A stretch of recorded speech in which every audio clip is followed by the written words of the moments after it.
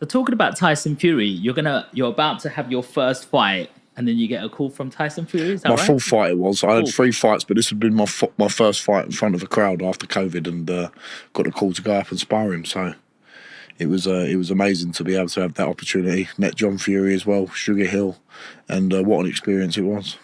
What a big human being Tyson Fury Massive. is. Like, his hands are like massive. Like, what's it like going up sparring against? Like, how much power do you release when you're sparring a guy like that? You go all out every spar, really. Like, you're not going to hold your power back. You might hold back the intensity sometimes in terms of how, like, sometimes you spar people with less experience than you, and you might catch them and then back off. But sometimes the spars are very heated. I've had many heated spars with my good friend Joe Joyce.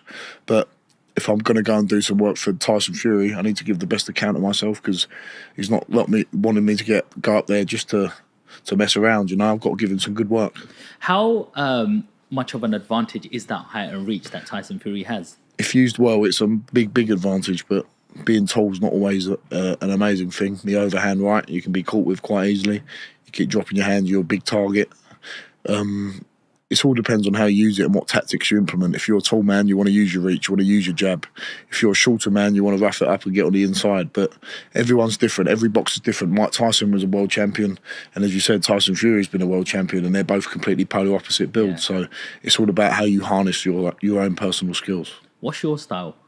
Aggressive, instinctively aggressive. I can't change that. Is that pressure? Trying to put pressure on your putting opponent? Pressure on the opponent. But I think I'm maturing in that now and learning that I can box as well. I can do that. I haven't had to show too much of that yet, but in the gym, sparring, I've got good boxing skills, and it's all to do with your subconscious and relaxing a bit when you're in the ring. Now I've done it 12 times, you do it again and again, the nerves don't get you as much, you're not as tense, and I can hopefully deliver better performances, and the knockouts will be more fluid that way, you know?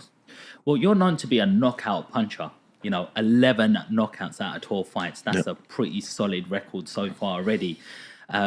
We see them overhand them bosh. Overhand, like it looks like that's like your favorite punch. Like you go. I see you go body bang overhead. Like you seem to mesmerize your opponent. Like they've got to be some impactful punches for them to be putting their guard down. Like that's good. And my instincts and my natural power is something I never want to take away from myself. That's how naturally I am, and it's just about refining that, using your jab more, picking the right moments to explode, because there will be some really tough guys out there. I've already fought a tough guy in my 5th fight, Spanish heavyweight champion, and I broke my hand in that fight, got cut in the first 30 seconds on my eye. I couldn't see out of that eye, and I still got the victory. But sometimes people are going to be tough and things aren't going to go your way, so you need to learn how to use your boxing skills as well, you know. Mm-hmm.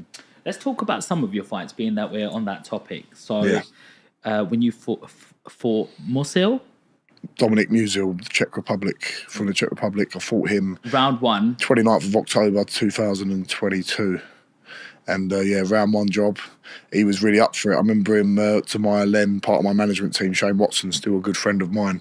He went to go and watch him wrap his hands, and Musil went to Shane Watson. He went like that to him, so he was bang up for it. But that was over in a minute. That was a quick one. Then Dimitri Bezus, that was my February 3rd? February the 3rd this year, American debut in Las Vegas. That was an honour. He'd fought for the WBO European title just a couple of fights before that, or 1 fight before that. Big old unit. Only been beat once, had 10 victories, 1 loss, and blew him away from there. I was happy about that because I got cut in the build-up to that fight as well on my nose. Oh, no. And I had to hide it a little bit, and I was fine, but it's got a risk of coming back open, and that's never good when a cut comes open. So got it done quickly. Does that make you fight differently when you've got an injury going into a fight where... It makes you think about it in the build-up, but once you're in that changing room and you're going out to fight, you just go, you just do it. But it does affect your training preparation. I couldn't train for a week. I just had to walk. I couldn't spar for the last 4 weeks of my camp. So you've got these little thoughts in your mind. Am I fit enough? Have I done? And the preparations weren't the best for that camp, but you just get on and you get it done. So mentally, how do you prepare? It's a fight at the end of the day, and you think in your head, if I had to go and have a fight on the street now, would I back myself? So it's that killer mentality you've got to have no matter what happens. You can prepare as well as you want, but if your brain's not switched on, it doesn't matter if you prepared for 10 weeks or you prepared for 1 week, you've still got to have the same mentality.